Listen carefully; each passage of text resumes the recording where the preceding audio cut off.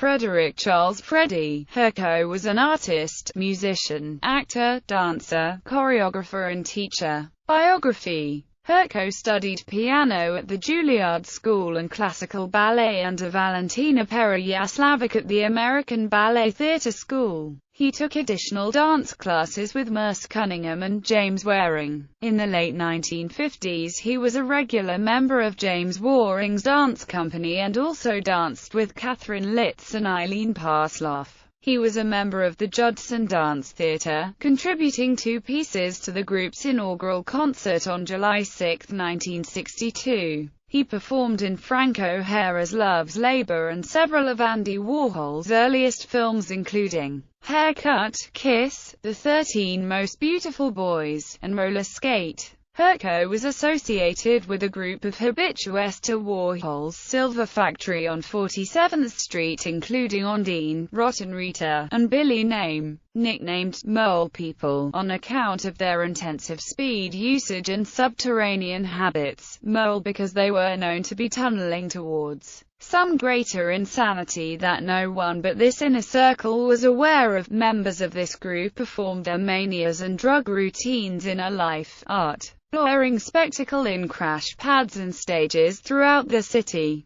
They are best remembered for their roles in many of Warhol's experimental films. Herko was a close friend of Diane di Prima, who writes of him in her biography Recollections of My Life as a Woman. She met him in 1954 as he sat on a bench in the rain in Washington Square Park. He was crying because autumn always made him sad. Later he would tell Diane that he needed speed to push his body so he could dance the way he wanted to. He felt otherwise he didn't have a chance. He had come to dancing too late in life to make it work for him. Di Prima describes Herko's elegiac performance for Sergio. He arrived in black tights and a leotard, with a fierce archaic face mask painted on his face, and whispered to us to kill all the lights. House lights, stage lights, everything. I noticed he was in toe shoes. Then I stood silent, in awe of what was about to happen, something sacred and diabolical all at once. Freddie had an antique wall sconce with a mirror, the kind that used to hold a candle, and he lit the taper he had placed in it. And in that dark and suddenly silent theatre with his back to the audience, he began laboriously and slowly to go down one side aisle of the theatre, across the front below the proscenium, and up to the other side.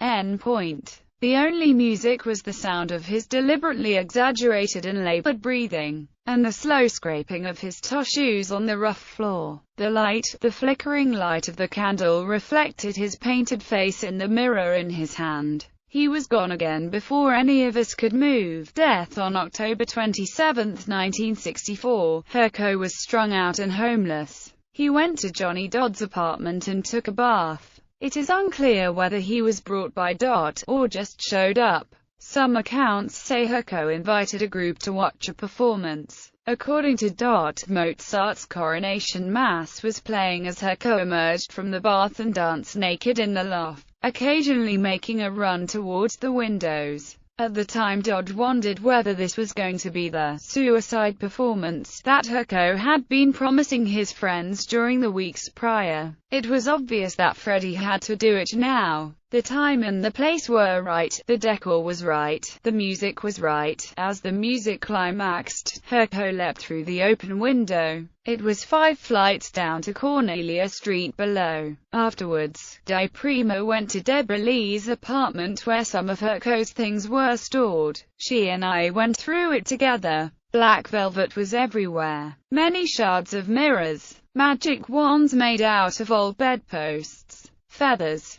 Lace. Broken statuary. Scraps of fabric, or carpet. Everything thick with some dark energy. There was one whole attaché case of male pornography carefully cut out of magazines, as if for use in collage. On the floor in his room there was a book by Mary Renault open at the page where the king leaps into the sea, where the ritual to renew the world is described. It was the closest we found to a suicide note. Choreography. Original Dancer's Edge, Maidman Playhouse. Once or twice a week I put on sneakers to go uptown at the first Judson Dance Theatre concert of dance cleanliness event with poo-poo cushion music. Binghamton Birdie. Performance at 28 Bond Street. Dervish, Cordier and Ekstrom Gallery, New York. For Sergio Gajardo. The Palace of the Dragon Prince. Performances: Love's Labor by Frank O'Hara, All Day Dance by Deborah Hay, A Concert of Dance No. 7, Judson Church, Another Letter to the Sun by Arlene Rothline, A Concert of Dance No. 8, Judson Church, Fantastic Gardens by Elaine Summers.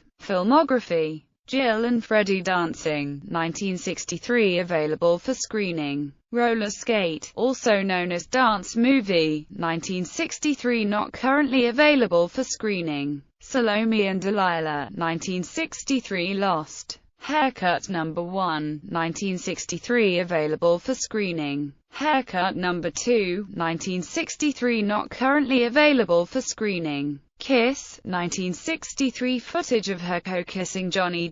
Not currently available for screening. The 13 Most Beautiful Boys, 1964, usually assembled as part of screen tests.